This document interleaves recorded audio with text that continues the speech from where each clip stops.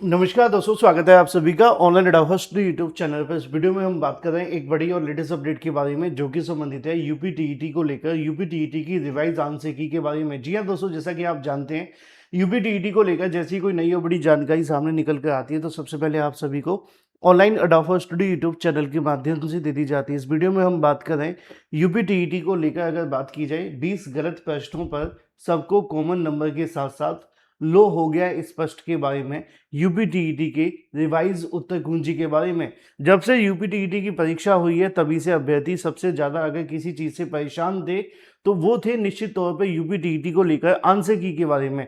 क्योंकि लगातार UP TET में जो आप सभी के क्वेश्चंस आते हैं उनमें कई ऐसे क्वेश्चन या कई ऐसे सवाल हैं जिनके जवाब निश्चित तौर पर आयोग के लिए गले की हड्डी बन जाते हैं। अब इसको लेकर बहुत सारे अभ्यर्थियों ने लगातार सवाल खड़े किए थे कि जब उत्तर ही गलत है, क्वेश्चन ही गलत है, तो ऐसी कंडीशन में उनको नंबर क्यों नहीं मिलेगा। अब यहाँ पर आप सभी के सामने बड़ा ही स्पष्टीकरण देखने के लिए मिला है। यहाँ पे अगर बात करें उत्तर प्रदेश शिक्षा सेवा चयन आयोग के माध्यम से इसके बारे में एक बड़ी जानकारी दी गई और उस जानकारी के बाद से और ज़्यादा कहीं ना कहीं बवाल हो गया। उत्तर प्रदेश शिक्षा सेवा चयन आयोग के चेयरमैन साहब ने एक बयान दिया, उसमें उन्होंने कहा कि यूपी टीईटी के जो अगर बात की जाए 150 में से 130 क्वेश्चन सही हैं और 20 अगर गलत होते हैं तो सभी पर कॉमन नंबर दे दिया जाएगा। ऐसा उनके माध्यम से दिया गया था। अगर आपने देखा नहीं है तो आपको दिखा देता हूँ।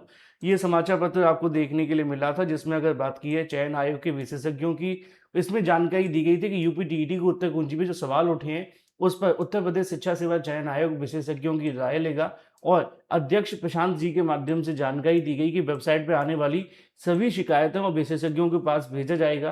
प्रशांत कुमार जी की तरफ से एक रिपोर्ट में कहा गया कि जो आपकी फाइनल रिपोर्ट आएगी उत्तर कुंजी को लेकर, उसके आने के बाद परीक्षार्थियों के हित में निर्णय लेंगे। उन्होंने ये भी कहा कि 150 में से अगर 130 ही सही पाए जाते हैं तो 130 को सही मान करके जो बाकी के गलत सवाल हैं उन तमाम सवालों के ऊपर पूरे नंबर अभ्यर्थियों को देने पर विचार किया जा सकता है। यानी कि 20 के 20 क्वेश्चन आपको कॉमन नंबर मिल सकते हैं। लेकिन यहाँ पे उन्होंने एक विंडो ओपन रखी कि इस पर विचार किया जा सकता है, ये भी सच है। दूसरी जो विंडो है वो ये है कि हो मुझे नहीं लगता कि 20 के 20 क्वेश्चन सही होंगे। हाँ, क्वेश्चन सही गलत हो सकते हैं, बहुत सारे गलत हो सकते हैं, लेकिन 20-20 क्वेश्चन गलत होना नेक्स्ट टू इम्पॉसिबल होगा।